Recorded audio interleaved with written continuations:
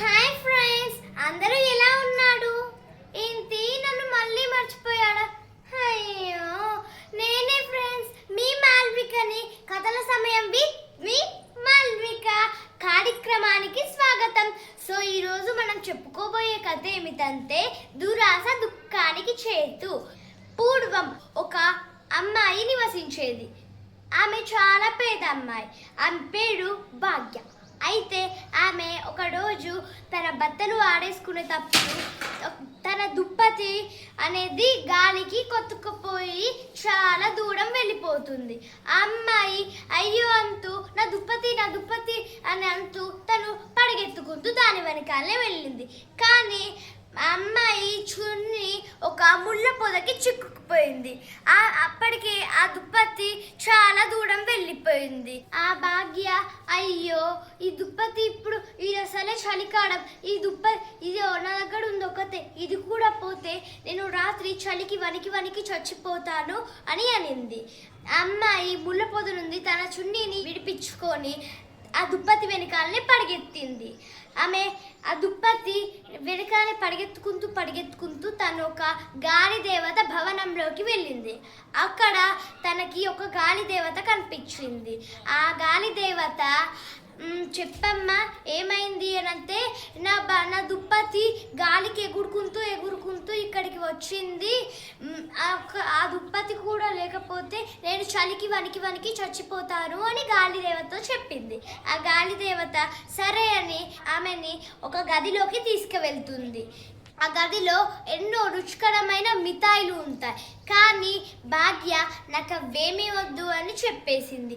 సరే అని గాలిదేవత భాగ్యాన్ని మరొక గదిలోకి తీసుకువెళ్ళింది.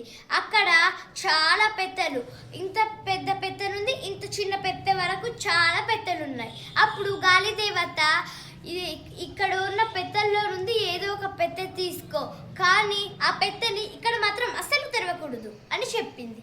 సరే అని అర్చన అన్నిటికన్నా చివరిలో ఉన్న ఒక చిన్న పెట్టెని తీసుకొని గాలి దేవతకి కృతజ్ఞతలు చెప్పి తన ఇంటికి వెళ్ళిపోతుంది.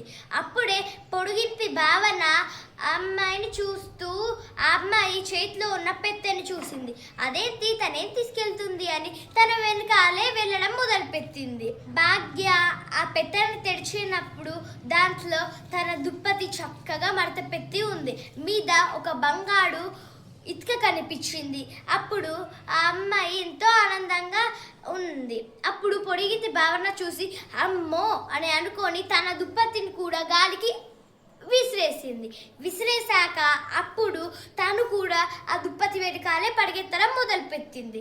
తర్వాత తను గాలిదేవత భవనంలోకి వెళ్ళి కోపంగా, ఏ గాలిదేవత, గాలి నా దుప్పటిని ఇక్కడికి తీసుకొచ్చింది, నువ్వు నా దుప్పటిని తిరిగి ఇవ్వకపోతే నేను నీ కోతను నాశనం చేసేస్తాను అని చెప్పింది. అప్పుడు గాలిదేవత శాంతంగా కోపం వద్దమ్మా అని ఒక గదిలోకి తీసుకువెళ్తుంది. అక్కడ రుచికరమైన మిఠాయిలు చూసి భావన ఆ మిఠాయిలలో ఒక్కటి కూడా మిగిల్చకుండా మొత్తం తినేసింది.